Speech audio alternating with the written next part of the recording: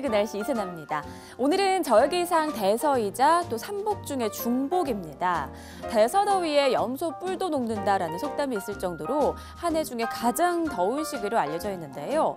오늘은 그 정도는 아니죠. 조금 후텁지근하긴 하지만 좀 장맛비가 곳곳에 내리면서 더위를 조금이나마 식혀주고 있습니다. 앞으로 며칠간 이렇게 전국 곳곳에 막바지 장맛비가 내릴 텐데요. 강한 국지성 호우가 쏟아지는 곳도 있으니까 피해 없도록 대비 잘 해야겠습니다. 자, 오늘 그때 그 날씨는 1991년으로 한번 시간을 돌려볼게요. 당시 날씨부터 짚어보겠습니다.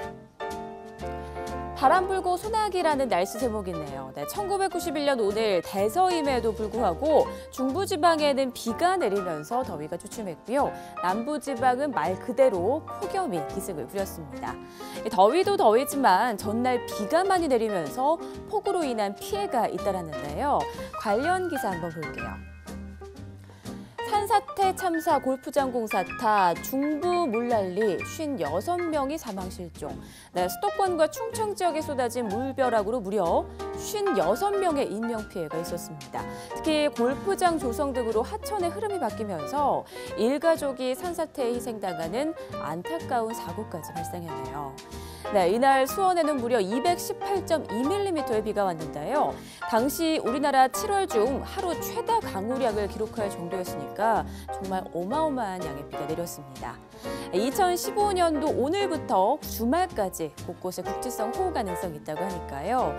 이때 일을 타산지석 삼아서 다시는 이런 일이 없도록 대비를 잘 해야겠습니다. 자, 다음 소식 볼게요. 팔당호 골재 채취가 백지화됐다. 상수도 오염 여부 때문에 갈등을 빚어왔던 팔당호의 골재 채취가 전면 백지화됐다는 내용입니다.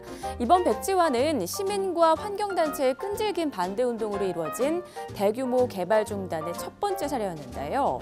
이 사례가 전국 각지에서 일어나는 환경 문제에 대해서 국민들의 관심이 높아지게 된 하나의 계기가 됐습니다.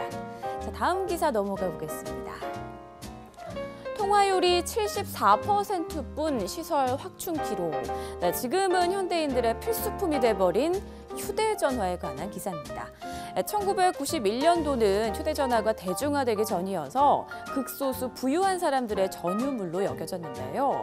크기도 크고 또 통화 품질도 좋지 않아서 사용자들의 불만이 무척 많았다고 합니다. 이게 바로 관련 기사인데요. 통화율이 74%밖에 되지 않아서 시설 확충을 통해 문제를 해결하겠다는 내용입니다. 지금 사진 속에 휴대전화를 사용하는 한 남성이 보이는데요. 사진을 좀 확대해서 볼게요. 와, 보이시나요? 정말 전화기가 얼굴을 다 덮을 정도로 크기가 어마어마합니다. 흔히 우스갯소리로 벽돌만 하다고 해서 벽돌폰이라고 불렀던 기억이 있는데요. 그래도 이렇게 밖에서 전화선 없이 자유자재로 통화할 수 있다는 점 하나만으로도 휴대전화의 가치는 당시 대단했죠. 요즘 휴대전화는 말할 것도 없이 크기가 작아졌고 기능은 또 두말하면 잔소리죠. 카메라에 음악 재생에 인터넷까지 요즘 휴대전화는 기존 전자제품까지 사라지게 할 정도로 아주 무서운 성장을 하고 있습니다.